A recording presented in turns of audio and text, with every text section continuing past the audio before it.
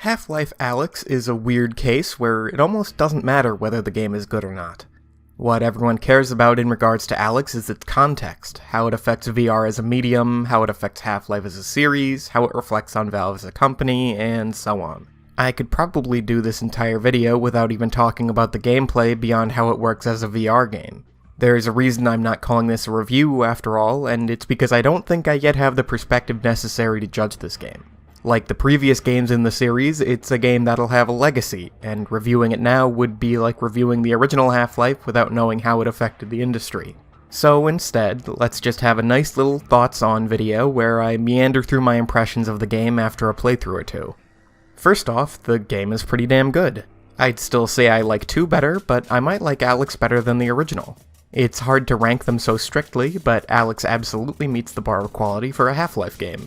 It's tense, it's well-paced, it's scary, and above all else, it feels like an adventure. That's what I'd ultimately call the goal of any Half-Life game, to feel like a long journey over a long distance, even if the games themselves aren't particularly long, and Alyx definitely achieves that. Tracking this game along the overall development of Half-Life, Alyx feels like we're diving even further into the original's premise as a horror shooter. I would almost call Alyx a straight-up horror game, at least as much of a horror game as, say, the original Fear. There are shootouts, sure, but much of the game is spent crawling through dark, infested areas contending with headcrabs and zombies. And the shootouts themselves bear little resemblance to the run-and-gun Quake-type firefights of the previous games. Combine encounters in Alyx are slow, tactical, Rainbow Six-esque engagements with just 2 to 3 enemies on average. The battle is more about who gets flushed out of cover first, with deaths on both sides usually coming down to a single magazine either way. You're not a 200 HP, 200 mile per hour HEV tank like Gordon Freeman, you're very much fragile and have to act accordingly. You're fairly slow, using traditional locomotion as well, you're going to want to teleport around between cover if you're not using teleport as a primary movement type. Most Combine encounters include at least one heavily armored enemy as well, and these guys really enjoy slow pushing into your territory and reducing your cover as you duck out from behind walls and fire quick shots back. It's really enjoyable stuff, and once you're in the groove of it, you really do feel like a badass underground rebel using wit and technique to outgun your opponents. You're doing it right if you feel like some LARPer, developing poses and striking special stances for each gun. Combine enemies, as well as many zombies and headcrabs, have designated glowing weak points which can be seen through certain upgraded weapon sights.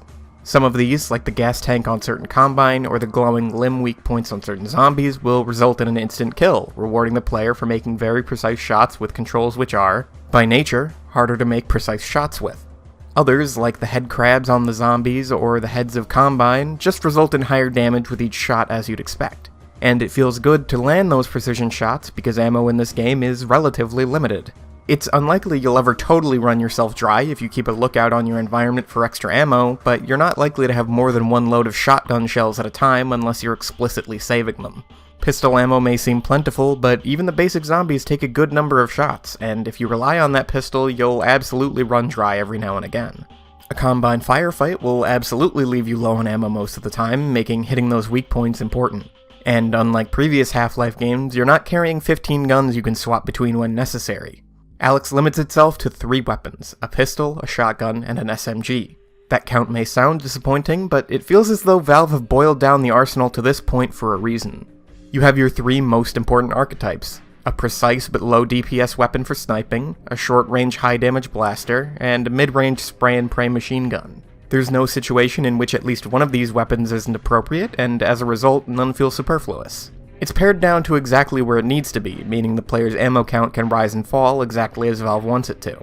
I was rarely, if ever, stocked up on every single ammo type to the point that I didn't feel the need to search my environment thoroughly for backups. And Valve made sure that, no matter how much ammo you have, you'll never feel supremely confident, because the act of reloading has, in expected VR fashion, been made tense and complicated. The pistol demonstrates this best. If you spend all your loaded ammo, you have to press a button to eject the magazine, reach over your back with the opposite hand, pull out a new mag, load that mag into the pistol, and hit another button to chamber the first round before you can start shooting again. The sheer complication of that process leads to a certain skill-based reloading, where the better you have that process memorized, the quicker you can get back to firing, and God forbid you screw up a step. More than once, while set upon by a crowd of zombies, I accidentally ejected my fresh mag by pressing the wrong button out of panic while trying to chamber the first round. and flailing around trying to lasso my grounded magazine back into my hands before I get eaten. Doesn't help that your flashlight is aimed with your non-gun hand, meaning I had to take my eyes off the zombies and make it impossible to see them while doing so. And it was pretty fucking cool. Speaking of which, lassoing that grounded ammo comes from the game's answer to the gravity gun, the gravity gloves. Using the grip button while aiming at an object and whipping your hand back will fling items at you, which you can catch in midair. For most of the runtime, this will just be for pulling out-of-range ammo and upgrade materials toward you, but in combat, it can be used to throw explosive canisters at enemies to be blown up at destination like makeshift grenades. Important, since grenades aren't a dedicated weapon so much as items picked up in the environment which can be stored in one of the game's 2 wrist pockets, taking up space you might have been saving for puzzle items or healing syringes. And I mean, there's not much to say. Flinging things around like a madman feels great and works perfectly, and I just love it. I occasionally found myself tossing grenades at my own goddamn feet, but that's probably because I have an Odyssey Plus, which has issues tracking hand movement outside of certain ranges. You're unfortunately not going to find yourself pulling the gun out of a soldier's hands or knocking head crabs around in midair, but you can steal items off a living soldier or catch their grenades in midair to throw back, so there is cool stuff to do regardless. I do wish there were more combat applications for the gloves, like if you could do prop damage with improvised melee weapons, but I'll let that slide. So, you've got my full recommendation to play the game, have fun, end of the video. Or not, because honestly, whether the game was good or not from a gameplay perspective wasn't what people cared about when a new Half-Life was announced, was it? What everyone cared about was the story, and whether or not we're getting a continuation on from Episode 2's ending. So consider this point onward the spoiler section. I'll be talking about more specific late-game set pieces and, of course, the story beyond its introductory setup. Skip to the timecode on screen if you don't want gameplay or story spoilers. Let's start with some of those gameplay spoilers, because there are some really cool moments in this game. Sometime around the midpoint, we have an invincible stalker scenario in the form of this Last of Us looking zombie named Jeff. On paper, it's not terribly interesting. You're in an empty distillery, so you throw bottles around the place to lure the blind monster away from yourself and your objectives. Important puzzle pieces tend to make loud noises, so you're forced to lure or trap Jeff away from those pieces to proceed. But this is where the VR completely changes what would otherwise be a trite scenario, because the placement of your hands while walking around needs to be considered. The ability to knock over objects without even realizing you're doing it makes every moment of this tense. Along with that, the fact that you're using your actual hands to reach out and grab your distraction objects makes for some incredible moments. Being cornered right next to Jeff and holding your hand over your mouth, which is actually a mechanic you need to use to not be heard, while inching past him to grab a bottle to throw is fantastic.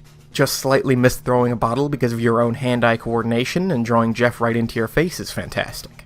It's such a clear example of how VR enhances even the most basic gameplay concepts, and I need more of it right now. The game's final big encounter is a Strider fight, and if there's anything else I can use to show how VR can enhance a game, it's this. Because while Episode 2 ended with the most boring fight of all time against 24 Striders, Alyx ends with a super tense encounter with just a single Strider. The music pumps up and you tear your way through Combine soldiers and finally get your chance to blow that Strider to pieces, and it all feels really good. Unfortunately, the final power trip sequence doesn't work quite as well. They're trying to match the ending of 2 here, with the gravity gloves getting a sudden upgrade which allows for instant kills against waves of Combine, the problem here being twofold. One, it's not actually the gloves themselves that get buffed, it's that you can grab these little electric spheres off the walls to toss lightning at enemies.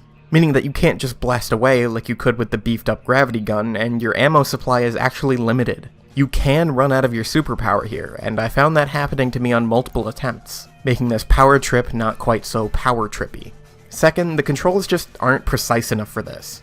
I was never quite sure what I was doing to make the lightning fling, since it wasn't a matter of releasing the grab button like every other object in the game. It was some weird, specific motion of flinging my hands forward, making it impossible to aim with precision, and I found my lightning bolts going in the wrong directions regularly. Either because I was aiming wrong, or because the lightning itself doesn't track living enemies as hard as it should have, I can't tell. Valve compensates for all this by handing out dozens of grenades, which are still limited, but throwing grenades in 0G and hoping they land in the right spot to kill enemies is just a shit show. If the power trip here worked better on a fundamental level, I might complain that it was too short to feel good, but as it stands, I'm just glad I didn't have to reload many more saves than I already had to. And speaking of ending sequences, this game's is weird. If you're not familiar, Alyx is a prequel taking place 5 years before Episode 2, and involves investigating and trying to steal a Combine superweapon. Long story short, the gang figures the weapon might be Gordon Freeman, but it turns out it's the G-Man, captured and in containment. This results in a trippy-ass dreamlike sequence that I quite enjoyed. I'm glad to see the more supernatural side of Half-Life being explored here. Anyway, G-Man offers Alyx a deal. Kill the advisor that killed Eli before it gets its chance, and in exchange she gets employed the same way Gordon did. This ends with a flash forward to episode 2, Eli cursing G-Man for taking his daughter away and handing Gordon his crowbar, all but saying straight to the camera, "Half-Life 3, bitch." I think this ending is bound to be contentious. It's undoing a narrative hook that's been in place for over a decade now, and outright contradicting Mark Laidlaw's Epistle 3 version of events. It's definitely a retcon, which will automatically rub some people the wrong way. But honestly, I like it. I think it works as a rewrite of unforeseen consequences, and works as a smooth transition into the future of the series, assuming Valve actually fucking has a future planned. Whether this means Alyx takes place in an alternate timeline, or a pocket dimension, or whatever is up in the air, but I don't think that matters. What matters is we have a concrete hook for a potential next Half-Life game. Save Alyx, and I think that works. It's a bittersweet ending, as you'd expect from Half-Life, and it left me wanting more. So that leaves us with the question of Half-Life's future, and Alyx's implications on the world of VR. Is Alyx the big breakthrough game that'll finally make VR mainstream? Is Half-Life back for good? Well, yes and no to both questions. Looking at the numbers for Alyx, it's clearly not some blockbuster hit. It doesn't seem to have sold quite as well as Doom Eternal, for example. Alyx's highest total player count is only about a quarter of Doom's, which might make you wary that the game even made its money back. But considering only about 1% of Steam's user base even has VR, that's an astounding number. For a VR-exclusive game, which can only ever appeal to 1% of users, to sell 25% as much as a game the majority of people can play, that's pretty fucking huge. That's something like 5 times Boneworks peak players. Is Alyx some mainstream success that's hitting the same sales numbers as previous Half-Life games? No. But it is a massive success for a VR game, a huge seller for the Index, and a critical darling. It's not making VR a household item, but it's a big step closer to that goal, and if that goal is ever reached, Alyx will certainly be seen as a milestone in the development of the medium. If you've been interested in VR and have been looking for the right time to buy in, I think now is a good start, because things can only go up from here, and Alyx is a great introduction. If you're not terribly interested in VR, you should probably wait, but within the next few years, I expect your interest will pick up. So is Half-Life back? Is Valve based again? Again, it's yes and no. Alyx absolutely suggests a Half-Life 3 is coming, don't get me wrong, both as a game itself and in its story. But I mean, this wouldn't be the first time a Half-Life game has suggested future entries, so let's be careful with that. More important than Alyx itself, I think, is the fact that Valve stepped out of their lucrative box of Steam and Dota to make such an important entry into the series. This isn't some slap-together cash grab to make money off the brand like Artifact was for Dota. It's something that was clearly a product of time, effort, and passion. I can't imagine Valve, who turned villain years ago, would step back into hardcore games development on this level just for a one-off thing. I feel good about Valve, for the first time in a long time, and I think the future of Half-Life is finally positive. Still very uncertain, but certainly looking good.